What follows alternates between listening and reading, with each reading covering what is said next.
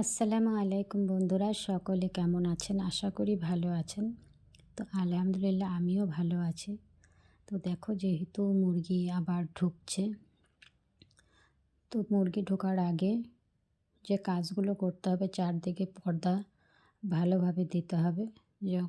যেহেতু এখনও ঠান্ডা যায়নি, ঠান্ডা আছে, তার জন্য দেখো ভিতরে একটা পাট করে সিলিং দেওয়া হয়েছে, চারদিকে আবার সুন্দর করে বোর্ডিং এর চারদিকে দেখো পর্দা দিয়ে ঘেরা হয়েছে।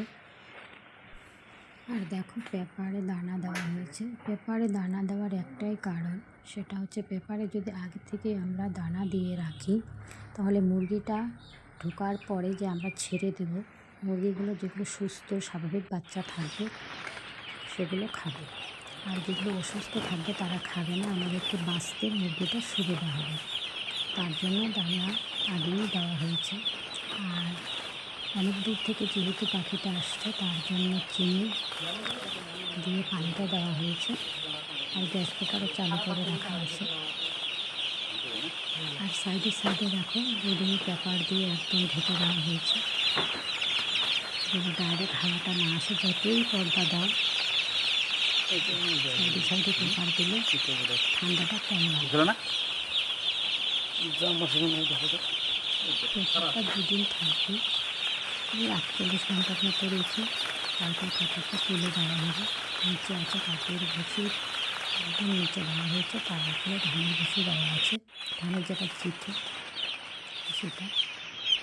মুরগি কিন্তু খুব সুন্দর আছে, খেলছে।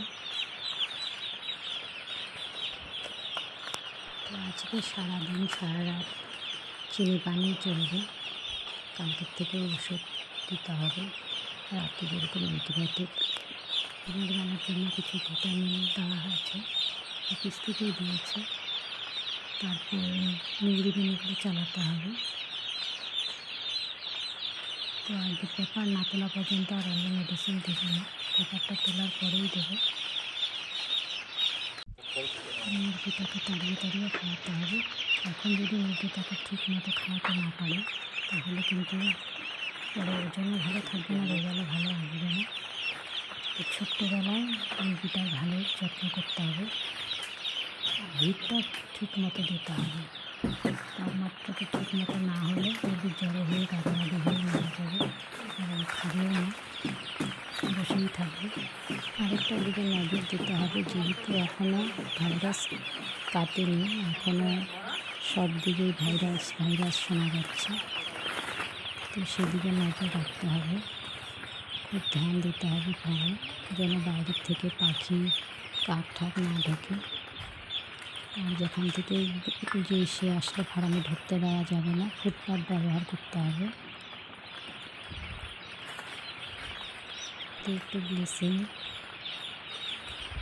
পটাশ, ফরমালিন ওষুধ দিয়ে ওখানে পাটা চুবিয়ে ঢুকলে খুব ভালো হয়।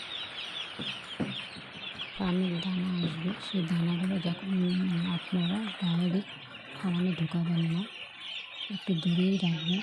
যেহেতু তারা সব ফার্মে ভিজিট করে, সব ফার্মে দানা দেয়, কোন ফার্মে কী আছে সেটা কেউই জানে না। তো কোথার থেকে কী হবে, যেহেতু একটা করে লোড তুলতে অনেক টাকা এবং পরিশ্রমের দুটোই দরকার, তার জন্য সেদিকটা সতর্ক থাকবেন। ভিডিওটা এখানেই শেষ করলাম।